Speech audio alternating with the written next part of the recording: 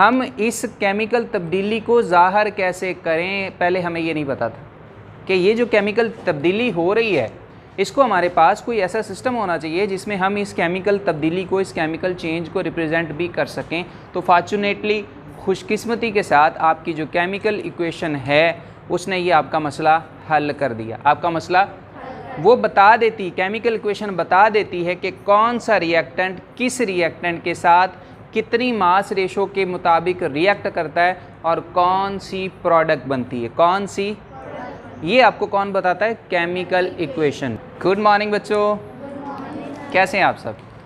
ठीक हैं। आज का एक और हमारा छोटा सा प्यारा सा टॉपिक है। उस टॉपिक का नाम है chemical equations and chemical reactions.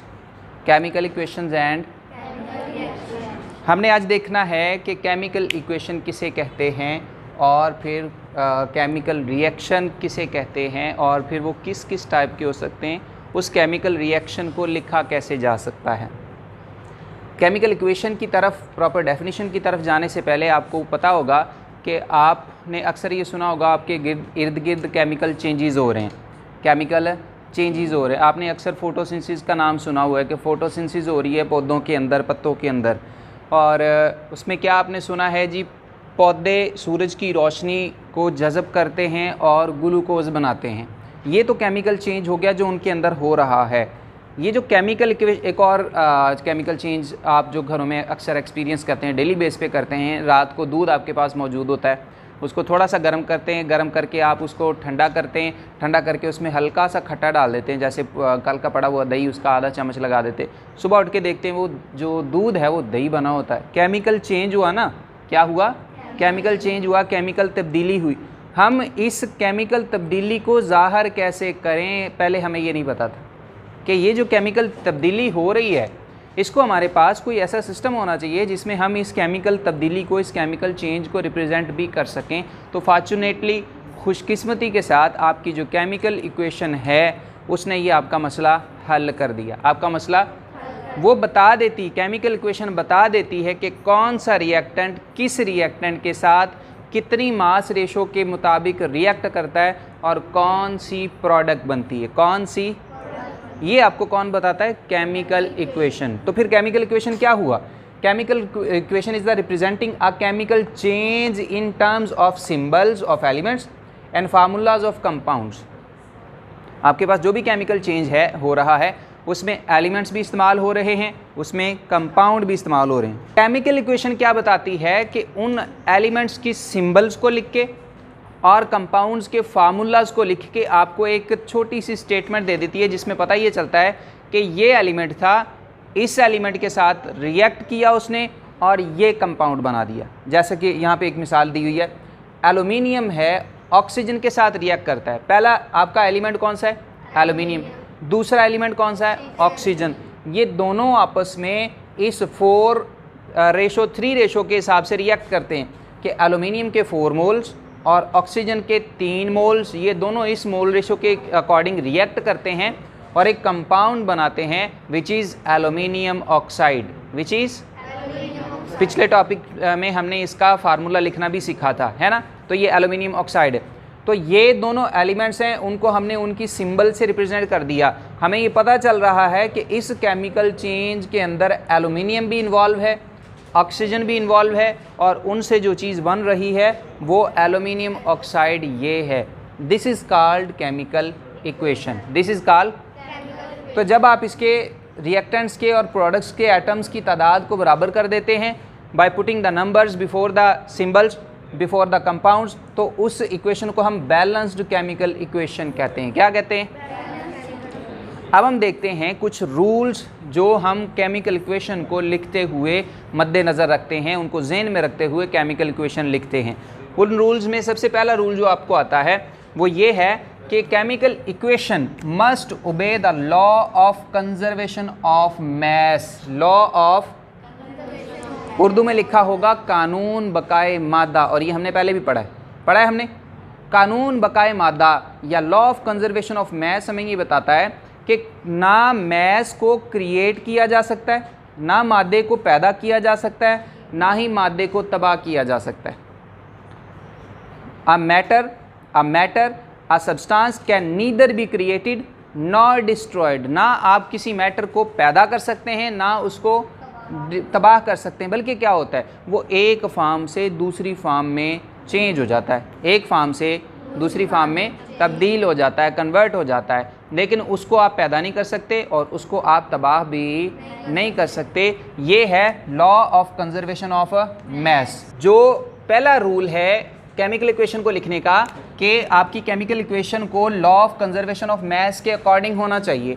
अब इसका क्या मतलब है? इसका मतलब ये है कि आपके पास रिएक्टेंट में अगर 4 ग्राम हैं हाइड्रोजन के, या यूं समझे कि अगर आपके पास रिएक्टेंट में हाइड्रोजन के 4 एटम हैं, कितने? 4 एटम में दो मालिक्यूल्स के अंदर कितने एटम बनते हैं? 4 ही बनते हैं ना। तो प्रोडक्ट में भी हाइड्रोजन के 4 एटम ही होने चाहिए, वो कहीं गायब नहीं हो जाना चाहिए। ये 4 से 3 नहीं हो जाने चाहिए, 4 से 2 नहीं होने चाहिए और 4 से 5 भी नहीं होने चाहिए, क्योंकि कानून हमें law of conservation of mass बताता है कि मादा ना तो पैदा किया जा सकता है ना ही तबाह। रिएक्टेंट में अगर 4 हाइड्रोजन के एटम हैं तो प्रोडक्ट में भी कितने होंगे? 4। इसी तरह रिएक्टेंट में अगर ऑक्सीजन का एक मालिक्यूल है, 2 एटम ऑक्सीजन के हैं, एक मालिक्यूल में ऑक्सीजन के 2 एटम है ना, तो प्रोडक्ट में भी ऑक्सीजन के 2 एटम होने चाहिए। इस रिएक्शन को देखो, जिस रिएक्शन के मुताबिक पानी बनता है, हाइड्रोजन रिएक्ट करती है ऑक्सीजन के साथ, हाइड्रोजन के 4 एटम हैं, ऑक्सीजन के 2 एटम हैं। आफ्टर द रिएक्शन क्या होता है, आप इसको देखो, 2H2O, उसमें हाइड्रोजन के एटम 4 पूरे हो रहे हैं, ये जो 2 है ये हाइड्रोजन का भी है और ये ऑक्सीजन का भी है, ऑक्सीजन के 2 एटम पूरे हो रहे हैं। रिएक्टेंट में जितने एटम्स थे प्रोडक्ट उतना ही बना रही है, या यूं इसकी जो है कानून के मुताबिक हम बात को समझ लेते हैं। हाइड्रोजन के 4 ग्राम है आपके पास, ऑक्सीजन के 32 ग्राम है, टोटल कितने हो गए रिएक्टेंट में? 36 ग्राम हो गए। और वाटर के 2 मालिक्यूल बन रहे हैं, या अगर मोल रेशो में लें तो 2 मोल्स बन रहे हैं। 2 मोल वाटर के कितने ग्राम होते हैं? 36 ग्राम। एक वाटर का मोल कितने ग्राम होता है? 18 ग्राम। यहाँ पे 2 बन रहे हैं तो 18 को 2 से ज़रब दे, 36 ग्राम। जितना मैस रिएक्टेंट में है उतना प्रोडक्ट में नज़र आ रहा है। तो ये अगर law of conservation of mass को फॉलो कर रही है तो आपकी जो केमिकल इक्वेशन है वो दुरुस्त है, अगर नहीं कर रही तो केमिकल इक्वेशन दुरुस्त नहीं है। दूसरी बात, formula must be written correctly. आप जो भी फार्मूला लिख रहे हैं, आपने एलिमेंट लिखना है, एलिमेंट की सिंबल लिखनी है, या उससे बनने वाला कंपाउंड लिखना, तो वो दुरुस्त होना चाहिए। आपको पता होना चाहिए हाइड्रोजन जो है वो मालिक्यूलर फॉर्म में कैसे एग्जिस्ट करता है, आपको पता होना चाहिए ऑक्सीजन की मालिक्यूलर फॉर्म क्या है, आपको पता होना चाहिए वाटर का केमिकल फार्मूला क्या है, H2O। तो आपने H2O ही लिखना है, आपने H3O नहीं लिखना, आपने H4O नहीं लिखना, आपने H2O2 नहीं लिखना, वो गलत हो जाएगा। आपने H2O2 नहीं लिखना, वो क्या हो जाएगा? गलत हो जाएगा। तो आपको क्या होना चाहिए? Formula must be written correctly. आपको फार्मूलाज भी आने चाहिए और आपने करेक्ट लिखने हैं। क्या लिखने? तीसरी बात, must determine the correct mole ratio. आपने मोल रेशो भी दुरुस्त रखनी है, मोल रेशो भी दुरुस्त। मोल रेशो से क्या मुराद है? और मोल रेशो किन के दरमियान देखनी है कि रिएक्टेंट अगर एक से ज़्यादा हैं तो वो देखने हैं कि उन रिएक्टेंट्स में आपस में मोल रेशो क्या है, कि कौन सा रिएक्टेंट कितने मोल आना चाहिए और दूसरा कितने मोल आना चाहिए, अगर तीसरा भी है तो वो कितने मोल आना चाहिए। उनकी जो मोल्स की रेशो है वो करेक्ट होनी चाहिए। इसी तरह प्रोडक्ट्स अगर एक से ज़्यादा हैं तो उनकी आपस में मोल रेशो भी जो है वो दुरुस्त होनी चाहिए, करेक्ट होनी चाहिए। और रिएक्टेंट्स एंड प्रोडक्ट्स की मोल रेशो भी फिक्स होनी चाहिए और करेक्ट होनी चाहिए। कैसे? यहाँ पे देखो, दोबारा वापस इसी इक्वेशन पे आ जाओ। एल्यूमिनियम के 4 मोल्स रिएक्ट करते हैं ऑक्सीजन के 3 मोल्स के साथ। ये रिएक्टेंट्स के दरमियान मोल रेशो बन रही है एल्यूमिनियम और ऑक्सीजन के दरमियान 4:3। क्या बन रही है? ये 4:4 अगर आप लिख देंगे तो इक्वेशन सही नहीं है, इक्वेशन गलत है। इक्वेशन क्या है? आप ये 5:3 लिख देंगे तब भी इक्वेशन क्या है? गलत है। यहाँ आपके पास प्रोडक्ट के 2 मोल्स बन रहे हैं, ठीक है, तो प्रोडक्ट के 2 मोल हैं तो 2 ही बनने चाहिए, यहाँ पे 3 नहीं होने चाहिए, यहाँ पे 4 नहीं होना चाहिए, यहाँ पे 1 नहीं होना चाहिए। तो इनकी मोल रेशो भी क्या होनी चाहिए? करेक्ट होनी चाहिए। मोल रेशो भी क्या होनी चाहिए? करेक्ट होनी चाहिए। ये नहीं यहाँ पे 4 लिख लिया, यहाँ पे 3 लिख लिया और यहाँ पे आप 6 लिख दें, यहाँ पे आप अपनी मर्जी से कुछ लिख दें, तो ऐसा नहीं होगा। अगर हम ऐसा करते हैं तो ये इक्वेशन क्या होगी? गलत होगी। अगली बात देखते हैं, अगली कौन सी है? Must point out the direction of the reaction. जो केमिकल इक्वेशन है वो हमें केमिकल रिएक्शन की डायरेक्शन के बारे में भी बताए कि रिएक्शन किस तरफ जा रहा है। रिएक्शन बेटा दो टाइप के होते हैं, एक होता है फॉरवर्ड रिएक्शन और एक होता है रिवर्स रिएक्शन। अगर रिएक्टेंट प्रोडक्ट बना रही हैं तो वो फॉरवर्ड रिएक्शन है, और अगर प्रोडक्ट रिएक्टेंट बना रही हैं तो वो रिवर्स रिएक्शन है। जब हम फॉरवर्ड रिएक्शन को लिखते हैं तो एरो जो है वो आपका लेफ्ट से राइट की तरफ जाता है। एक बात जो पीछे रह गई कि जब हम केमिकल इक्वेशन को लिखते हैं तो रिएक्टेंट और प्रोडक्ट के दरमियान हम एक एरो हेड भी लगाते हैं। क्या लगाते हैं? एरो हेड लगाते हैं, जो हमें डायरेक्शन बताता है कि ये दोनों आपस में मिलते हैं और ये बनता है, ये दोनों मिल रहे हैं और ये बन रहा है। ये एरो हेड जो है हमें क्या बताता है? Direction of the reaction. क्या बताता है? कि रिएक्शन इधर जा रहा है, रिएक्शन है इधर, ये दोनों मिलकर ये बना रहे हैं। ठीक है, अगर ये एरो ना लगाया हो यहाँ पे, अगर ये एरो यहाँ पे ना हो तो हमें कुछ नहीं पता चलेगा, समझ नहीं आएगी इक्वेशन को देखते। वैसे पता है कि हाइड्रोजन और ऑक्सीजन मिलकर पानी बनाते, लेकिन रिप्रेजेंटेशन में आपको समझ नहीं आएगी कि ये क्या बताया जा रहा है, कि यहाँ पे हाइड्रोजन भी लिखी, ऑक्सीजन भी लिखी और पानी भी लिखा है। बताना क्या चाह रहे हैं। तो अगर आप ये एरो के ऊपर नज़र डालें तो फिर आपको समझ में आ जाएगी कि ये कहना चाह रहे हैं कि ये और ये आपस में मिलते हैं तो ये बनता है।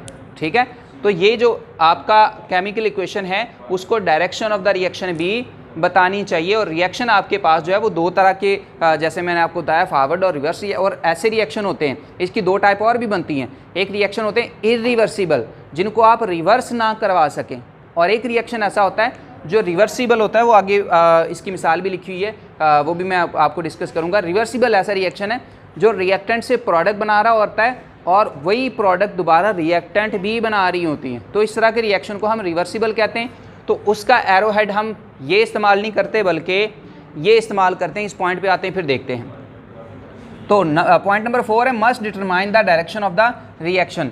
Number 5 physical state of the reactants and products, कि आपके पास रिएक्टेंट है वो या तो सॉलिड है, या वो लिक्विड है, या वो गैस है। इसी तरह आपके पास प्रोडक्ट है, या वो सॉलिड है, या वो लिक्विड है, या गैस।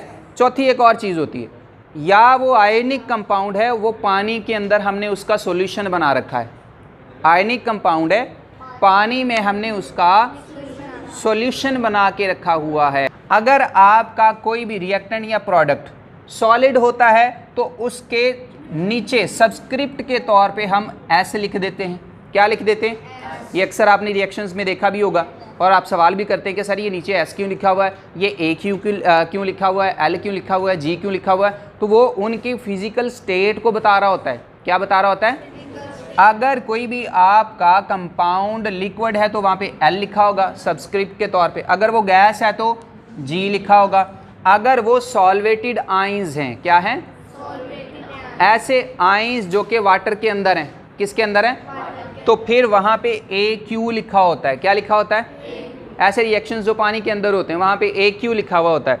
तो यहाँ पे एक मिसाल भी उसने दी हुई है, सारी बातों को वो एक्सप्लेन भी करती है। ये मिसाल, जिंक रिएक्ट करती है सल्फ्यूरिक एसिड के साथ, जिंक रिएक्ट करती है और जिंक सल्फेट और हाइड्रोजन गैस बनाते हैं। ये दोनों रिएक्ट करके क्या बनाते हैं?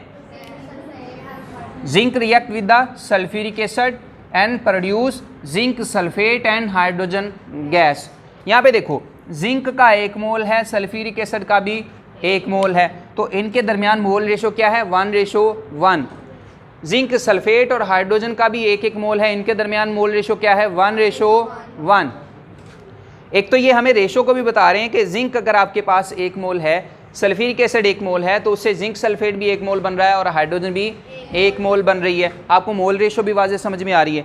और साथ ही उसने ट्रांसक्रिप्ट भी लगा दी। जिंक यहाँ पे सॉलिड है तो उसने नीचे छोटा सा एस लगा दिया। सल्फ्यूरिक एसिड का एक्वा सोल्यूशन है तो उसने AQ लगा दिया। जिंक सल्फेट अगेन सॉलिड बन रहा है तो उसने S लगा दिया, और हाइड्रोजन गैस है तो उसने क्या लगा दिया? G लगा दिया। तो फिजिकल स्टेट जो हैं वो रिएक्टेंट्स और प्रोडक्ट्स की वो भी हमने बतानी होती है केमिकल इक्वेशन के अंदर।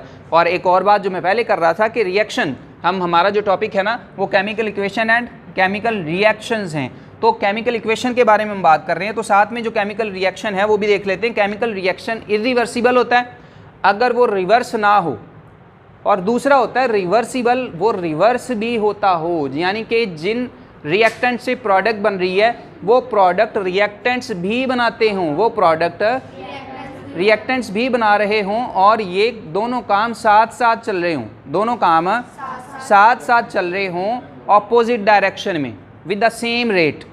एक ही रेट कहते हैं स्पीड को। यूँ समझ लें कि जितने रिएक्टेंट से प्रोडक्ट बन रहे हैं उतने ही प्रोडक्ट से रिएक्टेंट बन रहे हैं, तो दोनों का रेट बराबर है, लेकिन डायरेक्शन दोनों की क्या है, ऑपोजिट। एक लेफ़्ट टू राइट जा रहा है और दूसरा राइट टू लेफ़्ट आ रहा है। तो इस तरह के रिएक्शन को हम रिवर्सिबल रिएक्शन कहते हैं। और रिवर्सिबल रिएक्शन की मिसाल यहाँ पे लिखी हुई है, नाइट्रोजन रिएक्ट करती है हाइड्रोजन के साथ और वो अमोनिया प्रोड्यूस करती है। क्या प्रोड्यूस करती है? तो रिवर्सिबल रिएक्शन को हम रिप्रेजेंट करते हैं डबल एरो के साथ। किसके साथ? एक ऊपर एरो लगाएंगे, उसका जो है वो हम मूव कर देंगे राइट साइड की तरफ, और एक नीचे लगाएंगे, उसका लेफ्ट साइड की तरफ कर देंगे। तो इस तरह की साइन अगर कहीं पे लगी हो, डबल एरो लगाओ, तो आपने ज़हन में ये सोच लेना ये रिएक्शन कौन सा है, रिवर्सिबल रिएक्शन। कौन सा है?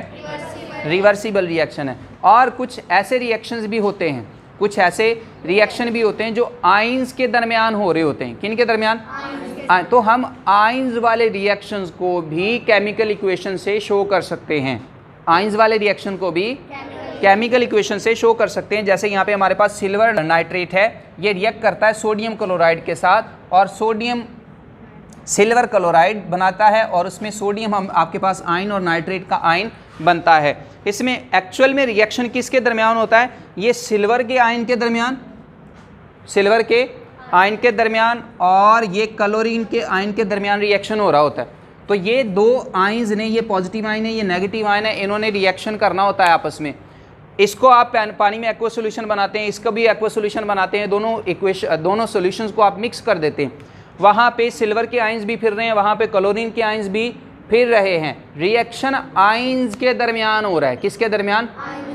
ये सिल्वर क्लोरीन को तलाश कर लेता है, उसके साथ नया बॉन्ड बना लेता है, और ये सिल्वर क्लोराइड के प्रेसिपिटेट बन जाते हैं। उस एक्वा सोल्यूशन के अंदर ये सॉलिड सब्सटेंस बनता है, सॉलिड प्रोडक्ट बनती है, और आहिस्ता आहिस्ता करके नीचे बैठना शुरू हो जाता है, आहिस्ता आहिस्ता करके नीचे। बाकी सारी चीज़ें सोडियम और नाइट्रेट के आयन पानी के अंदर डिज़ोल्व हालत में फिरते रहते हैं। हम इसको फिल्टर करते हैं तो सिल्वर क्लोराइड हमारे पास आ जाता है। ये रिएक्शन आयंस के दरमियान है, सिल्वर और क्लोरीन। लेकिन हमने इसको भी किससे रिप्रेजेंट कर दिया? केमिकल इक्वेशन से। किससे रिप्रेजेंट कर दिया?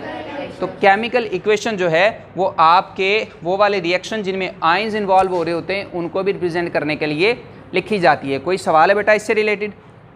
ज़हन में कोई बात आई हो? ये था बेटा आज का छोटा सा टॉपिक, उम्मीद है आपको समझ में आई होगी। आई है? Okay, have a good day, fee Aman Allah.